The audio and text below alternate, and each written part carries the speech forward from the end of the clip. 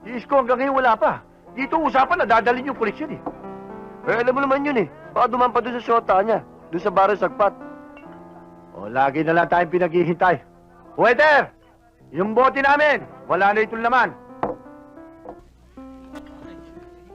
Ako na ang magdadala nito. Sige ho, sir.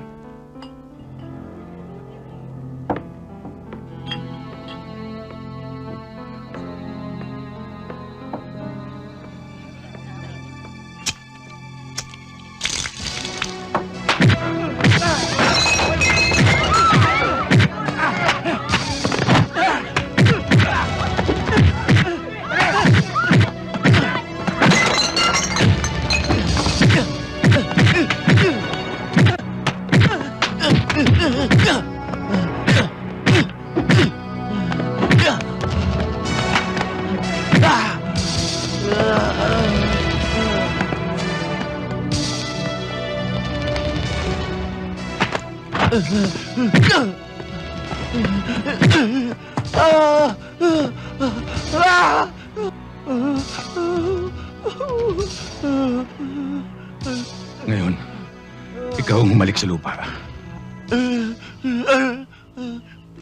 Halik! Saan? Emit!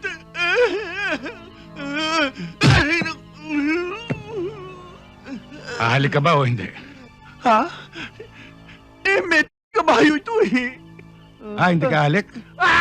Halik na, halik na.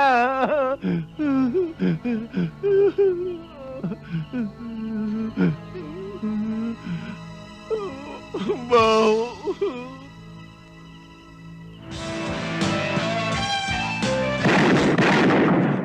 Walang kikilos!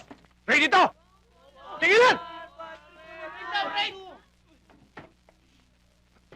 Walang tatakbo! Oo! Kayo! Hey! Halika! Halika! Saan ka pupunta?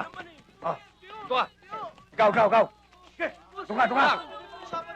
Titrip lang naman Ikaw! Oo, ikaw! Magtatago ka ba, ha? Halika! Dito! Ikaw, tunga!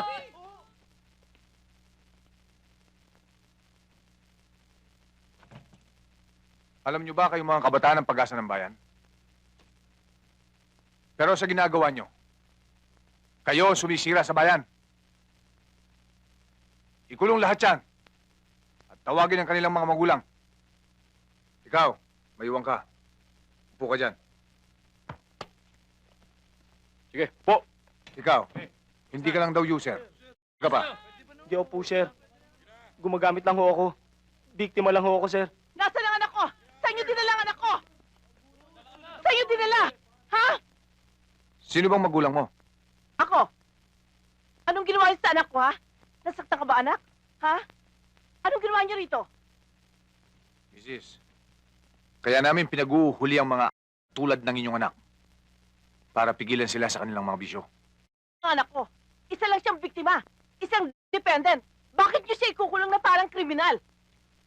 Hihintayin pa ba natin maging suga pa ang mga yan bago tayo kumilos? Kaya kong kontrolin ang anak ko, Kapitan. Kaya palayaan niyo siya. Mrs., kung pagbibigyan ko kayo at mapangulit ang anak nyo, magnakaw, magmasakir tulad ng mga laman ng dyaryo ngayon, at pati kayo,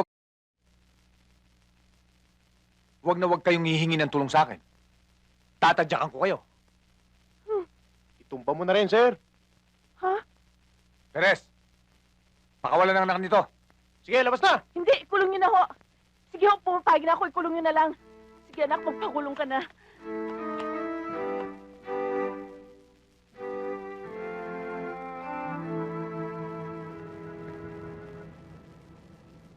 Gusto kong malaman nyo, pinatayo kong rehabilitation center na to para sa inyo.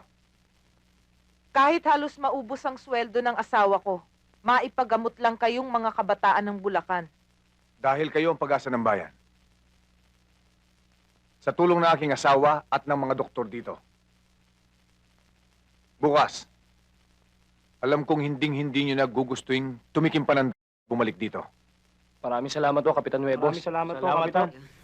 Good morning, Ellen. Papunta ata kayo sa restaurant nyo eh. Hatid ko na kayo. Huwag na. May sasakyan naman kami. Kahit papaano, makakarating din kami ron. Eto talaga si Noni, oh. Kahit kailan. Pasensya ka na, Arguello. Ganyan lang naman talaga si Noni eh. Tara na, Ellen. Sige po, Inay. Oo, mag-ingat kayo.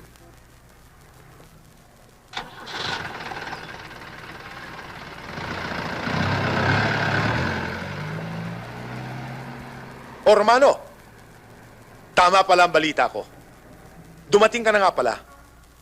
Kumusta naman ang pagsusundalo, iho? Marami ka na bang napatay na insurekto sa Mindanao? Hindi naman ako katipunero eh. Hindi nga. Nagbibiro lang ako. Gusto ko lang ulitin sa inyo ang aking pakikiramay sa pagkamatay ng ating mahal at magiting na mayor.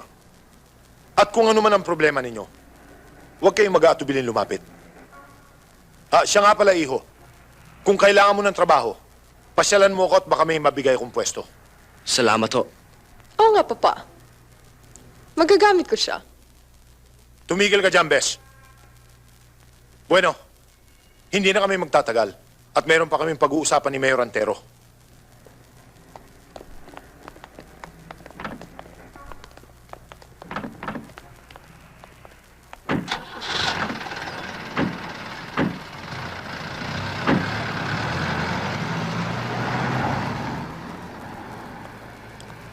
Inay, hanggang ngayon ba ayaw pa rin lubayan ni Santarina ang politika?